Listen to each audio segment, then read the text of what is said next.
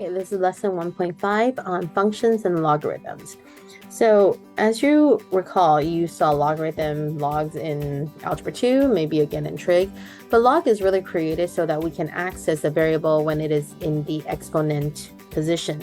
So especially when you're trying to find the inverse function of certain exponential functions, log and the exponential functions are actually very good opposites of each other, or inverses of each other. So several notations here to remind you of. First of all, when they are inverses of each other, when you plug one into the other, kind of like nesting dolls, they will actually clean up and get you y equals x, which is also the line of symmetry. So it's kind of very cool. Just kind of remind you of the relationships here. So as you can see, this x and this y is actually related. That's why they're in the same color. Your base for your logarithm is actually the same base as your function here. And then this y here is related to this x here when they are inverses of each other, all right?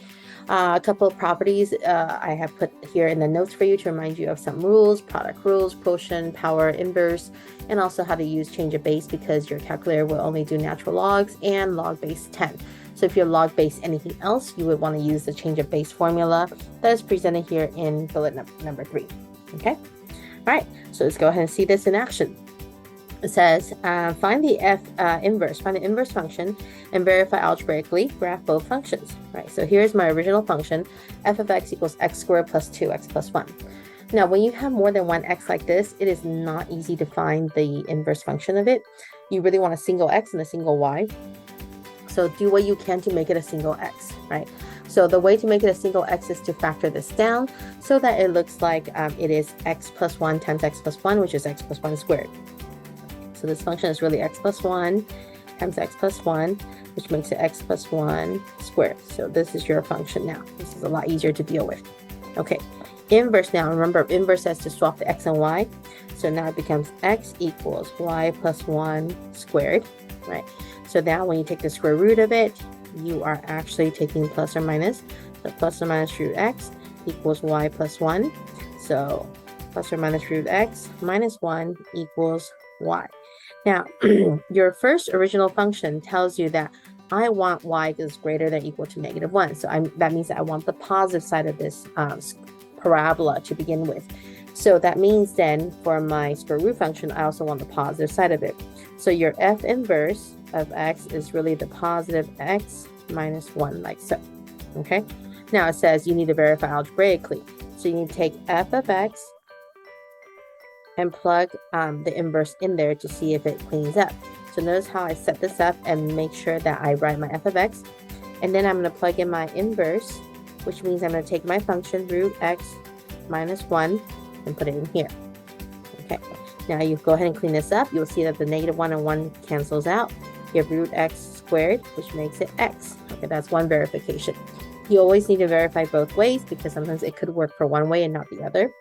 So f inverse function is the root x minus 1. And in there, I'm going to put in my original function, so f of x. So I'm plug in the x plus 1 squared, like so. Okay, I'm going to clean this up. The square root and the square will cancel out, leaving you with x plus 1 and then minus 1. So that will give me x again. All right, so verify. Beautiful. So now I'm going to have to graph both of these functions on the same graph here so you can see the relationship nicely. All right, so first things first, as always, put in my scale. Okay, so my original function, I have x plus 1 squared. So if I remind myself of my parent functions, that is a parabola, but it moved to the left one because it's x plus 1 in the parentheses. So I moved left 1, and it's going to go right. 1 squared is 1, 2 squared is 4, 3 squared is 9. So that is my original function. This is my f of x. Okay. All right, f inverse of x is square root of x minus 1. So square root of x, but down 1. So square root of x, down 1 here. And then square root of 1 is 1. Square root of 4 is 2. Square root of 9 is 3. This is my inverse function. And you can see your mirror is actually right here. Y equals x. If you want to, you can go ahead and fold your paper up where that diagonal line is, and you'll see that it is a perfect mirror image of each other. And that's how you know these are truly inverses of each other. Okay. All right. Now, just a quick reminder of how to graph log functions. So you have 1 minus 3 log of x plus 2, right? Find the domain and range. So again, I'm going to look at all the translations, all the different things that's being done to this log functions, and then that way I don't have to graph everything. I can graph the base function and then use my translations to figure out the rest of the function. Okay, so first things first, this one being moved to the back will show you the vertical shift. So this is -3 times log base 10. I don't see a base, that's base 10. X plus 2 plus 1.